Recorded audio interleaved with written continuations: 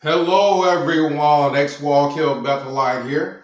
And let's talk about this quote-unquote global preaching work that Jehovah's Witnesses are known for as far as going door to door, and that they say is proof that they have God's blessing, that they're able to go door to door and stand next to carts and do things like that all around the world.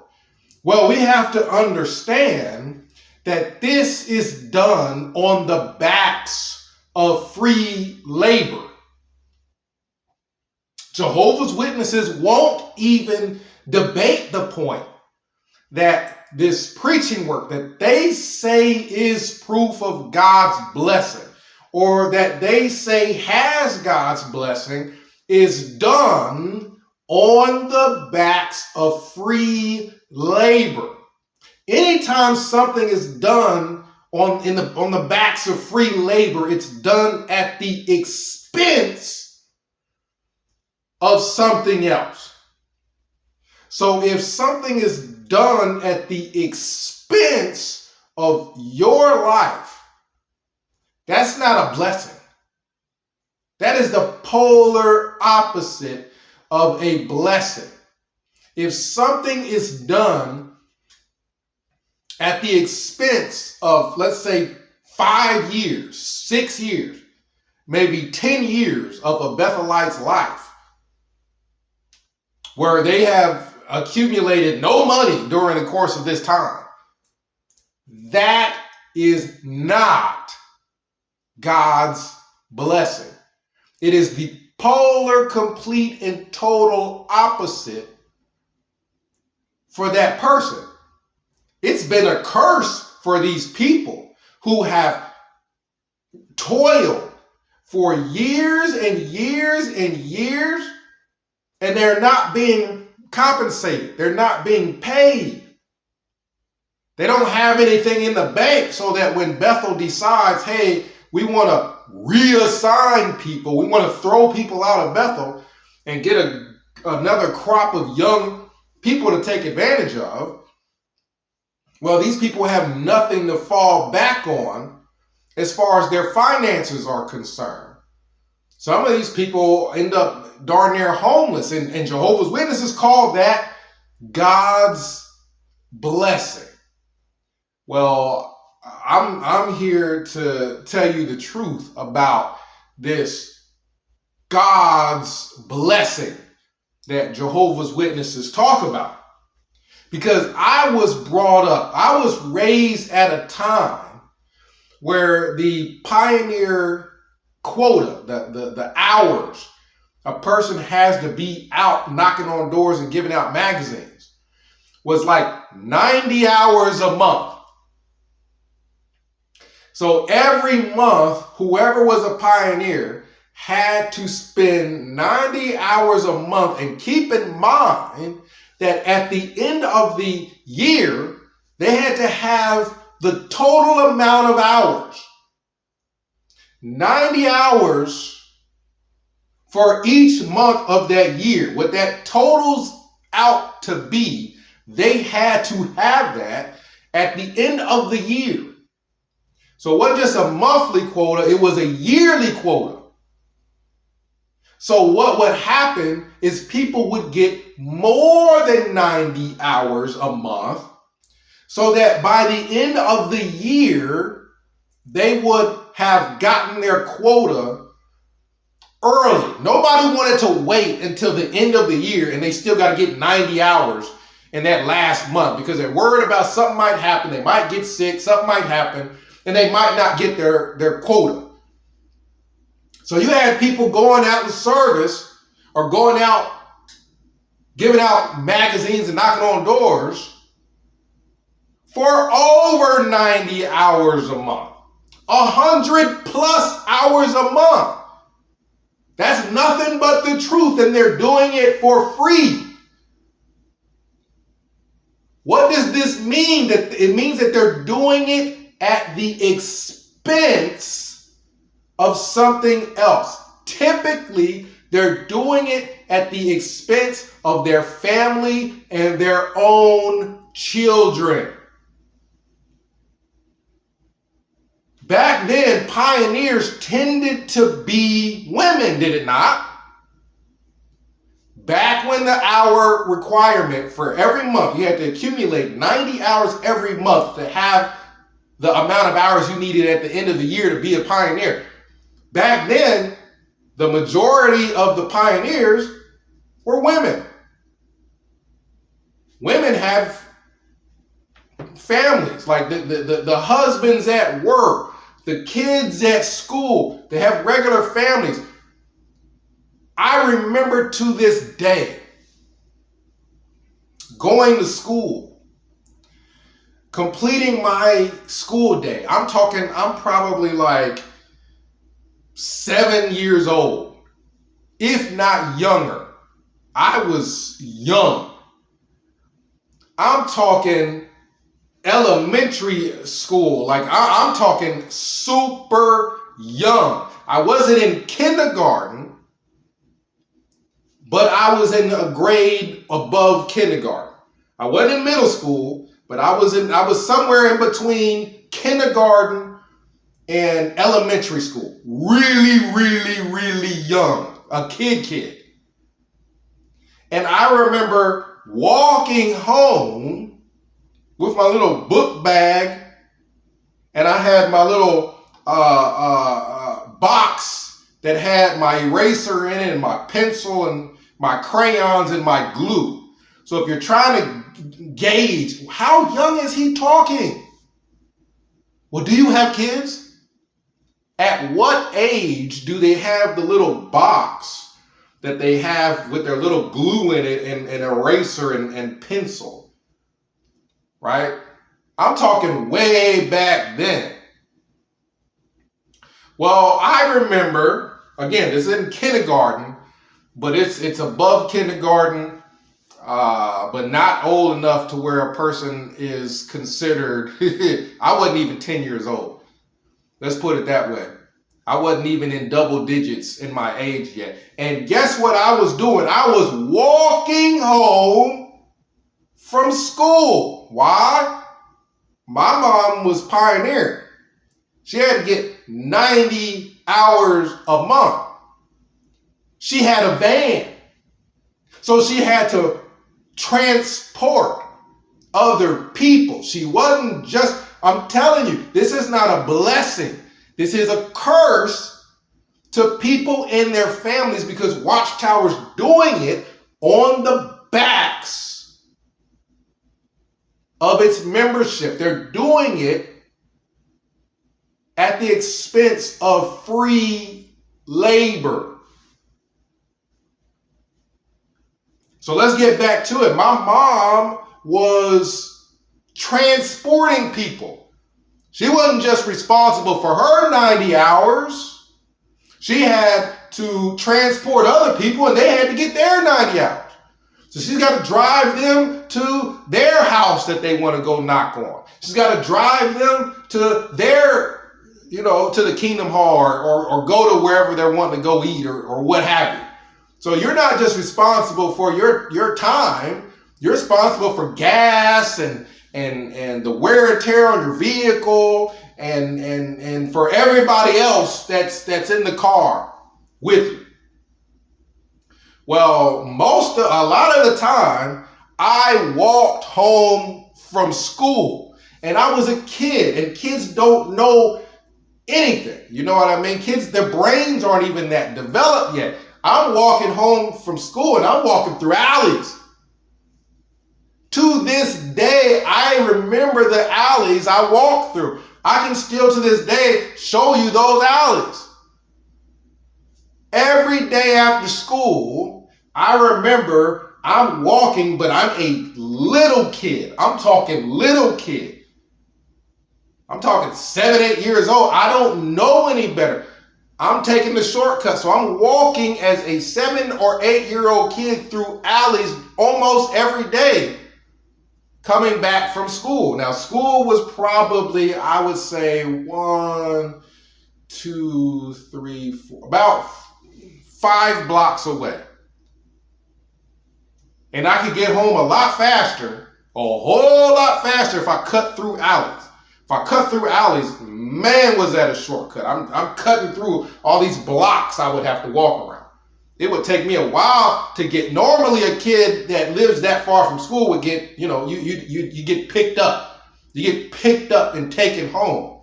But hey, I found a shortcut where it don't take me that long. I just walk through all these alleys. Matter of fact, there is a congregation called Central Congregation that was on Cambridge Street. If you're from Ohio, you might be familiar with it. It was, you'd have to go through part of this alley to get to the parking lot. That's where I would walk. So the pioneering came at the expense of my safety growing up, because people got to get their hours. You know what I mean? These women that got to get their hours. They got over 100 hours a month to make sure they got plenty by the end of the year. What about their kids? Their kids just don't, you know what I mean? So that's done at the expense of others. It is the opposite of a blessing. It's not proof of God's blessing. Y'all are doing it and y'all putting people in all kinds of horrible situations while doing it. I'm talking Bethelites. I'm talking the children. I'm talking the health of people. People's health were at risk, and they're out trying to knock on doors and get their hourly quota. So I'm walking home through alleys. And this is a part of what happened. I used to walk home through the alley, and I would walk past. You guys know who Cat Williams is. Well, Cat Williams was raised Jehovah's Witness. I walked past his family's house. His brother, younger brother, and I would wrestle darn near every day. I'd walk past his house to get home from school. We would wrestle darn near every day, and we'd wrestle over my backpack. So if I didn't win, I couldn't leave because he would keep my backpack. I had to wrestle until I won, then he'd give me my backpack, then I'd go home. That was just part of the routine of going home. But I remember getting home, and there was nobody at the house. My stepdad was at work. My mom was, I'm guessing, still out in service, somewhere way out, probably stuck. She may have rode with somebody else, right? So she's probably stuck somewhere on a call waiting for somebody else to come in the car so that she can get back to the hall, to get to her vehicle, to get back home, to let me in the house. Well, I get home, there's nobody at the house. I'm a freaking 7-8-year-old kid. What do I do when I get home and realize there's nobody? Not only do I not have a ride home, walking through alleys and whatnot as a little kid, I get home and there ain't nobody there. I don't have a key. So as a kid, I don't have a cell phone. Back then, 7-8-year-old kids didn't walk around with cell phones. So what did I do? I remember I climbed the fence. I'm a kid. What are you going to try to do? You're going to try to get in the house. You know what I mean? You're not going to just stand outside. You're going to try to get in the house. I climb over the fence. A kid knows how to get in his own backyard.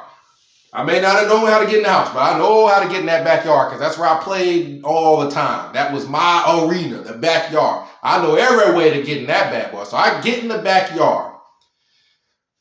I go around the back of the house. There was a door, to this day it's still there, the door that leads to the basement. It's in the backyard, and there's a door that goes down to the basement. There's a door that goes in the house, but that bad boy was locked. The door that leads to the basement, I knew typically we forgot to lock it. As a kid, I just knew this. I just knew that door was always unlocked. Although sometimes it was chained, but for whatever reason, it was just always unlocked.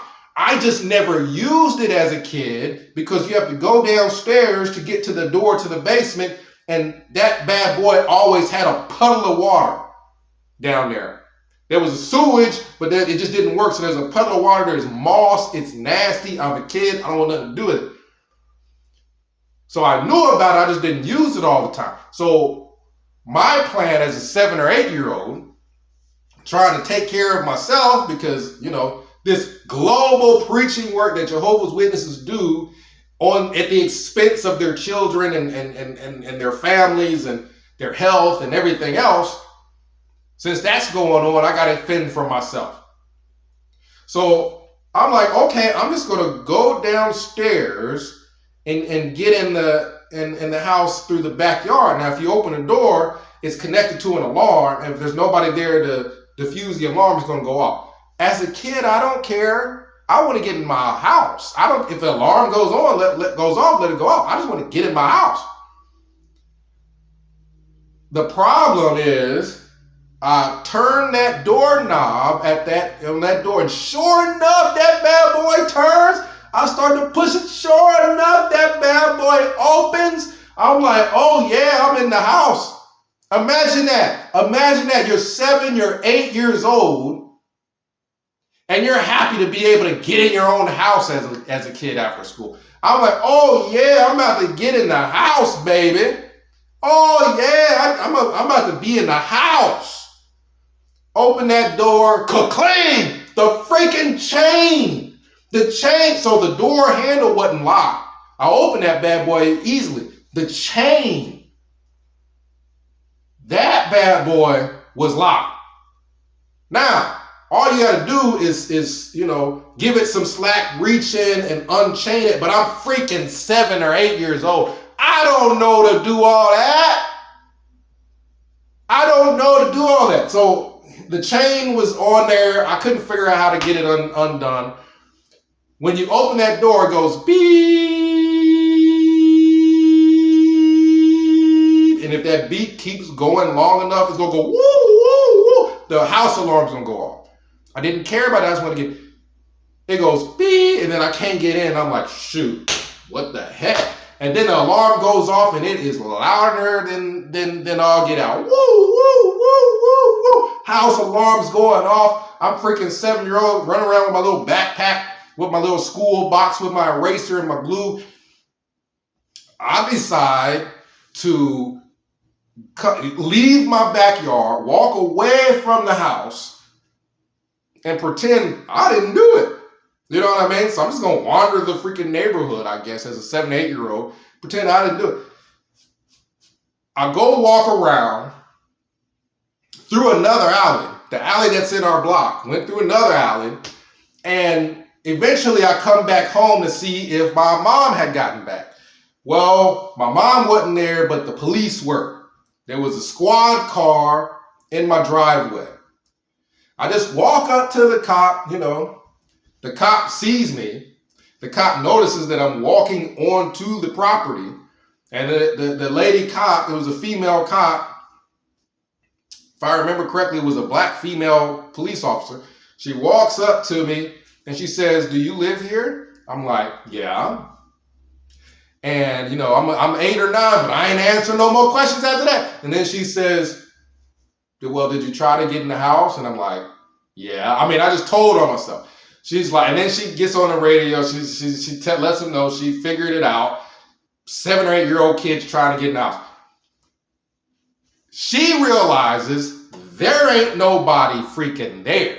There ain't nobody at the house. She realized the situation. There ain't nobody home. I'm freaking coming home from school. I just tried to get in the house, alarm and all. Well, the police officer can't just leave me there. I'm freaking 7 years old. She can't just leave me freaking standing outside. So at least the cop had enough sense to go to the neighbor. We lived there for years. The neighbors knew us. She not well enough to where we were going in the house all the time, but we just knew of them. They're our next door neighbor. She talks to the neighbor. Neighbor explains to the cop that, my mom is probably out somewhere. She wasn't a JW, so she didn't understand it, but my mom always leaves and she's off somewhere. And she said that she would be happy to watch me until my mom got back. So that was my first time as a 7, 8-year-old kid going inside my neighbor's house. They had a cool freaking house. They had a freaking cool house. But my first time going in their house and talking to the adults there, I knew the kids, but talking to the adults was because cops had to drop me off somewhere. I had no other place to go. This is what the preaching work is done at the expense of. People are neglecting their children. Like, they find a way to get it done. They're not getting paid, so they ain't got money to have a babysitter there, most likely. So they just find a way to get this door knocking, this preaching work done. And the way that they find to do it is typically at the expense of something. If they got kids, they just ain't watching their kids. Or they got their kids in the back of the car while they're out going magazine pushing, knocking on doors and whatnot. Now, the danger of that is that oftentimes let's say the kids in the car with their mom. The mom's like, hey, I'm not going to be at home because I got to get over 100 hours in a month. I'm going to take my kid with me. Well, what's going to happen? The kid's going to be in the vehicle while they're driving around, going to people's houses, trying to convert them to the cult. Well, the mom's going to leave to go knock on the door. She's going to most likely take one of the adults with her, which means you left the kid in the car with a stranger. The stranger's from your church. That don't mean that they're not a pedophile. The stranger's from your church, but you left the kid in the car. That is rampant amongst Jehovah's Witnesses. Kids ending up around people who are not related to them because of this global preaching work that Jehovah's Witnesses do. All this knocking on doors. This should give people a new perspective when they see a bunch of Jehovah's Witnesses standing next to carts. You got to use your brain. They're not getting paid. How is it they're able to stand outside all day? Doing it at the expense of something else. Watchtower does all this preaching work at the expense of the people, and Watchtower doesn't care at all. This is why it was such a bad thing for Watchtower to start just kicking Bethelites out of Bethel, just making them leave, was because A, you did all this quote unquote preaching work on their backs, and then once you got done with them, you just decide you're going to throw them out. That makes it even worse. That makes it even further from anything Jesus would have done, further from anything God would approve of. It's the polar opposite of a blessing. It's a curse. So people will say, yeah, there are volunteers. That don't make it no better that you are doing the quote unquote preaching work on the backs of people. I don't care if you call them a volunteer. I don't care if you call them a musketeer. I don't care if you call them a three musketeer. You're doing it on the backs of other people at the expense of their kids being neglected, at the expense of their kids being molested by whoever in the world you got in the car with you while you're out going to people's doors. You got to get these magazines out. You got to get your hours, so your kids getting molested. All this stuff that's going on, you got people working for free to make the magazines. 5-6 years, they ain't got no money saved up. Watchtower decides, oh, they're volunteers. Let's kick them all out. That's not of God. That's not a blessing. That is proof. That is proof that God does not have anything to do with Jehovah's Witnesses. So when you see Jehovah's Witnesses walking around your block, going door to door, knocking on doors, when they tell you we're doing it for free, you realize, anybody with some intellect realizes, no, you're doing it at the expense of something. You're encouraged. While Jehovah's Witnesses encourage their kids to leave high school and pursue door knocking, what they call full-time door knocking. It's done at the expense of the futures of their kids. It's done at the expense of people. That's proof God, Jehovah, is not with Jehovah's Witnesses. There's no way Jesus would do something like that or approve of something like that. God does not approve of Jehovah's Witnesses in their quote-unquote global preaching work that they do and leave their kids wandering around the neighborhood. 937-789-4029. We'll discuss it. X-Wall Kill Bethelite signing out.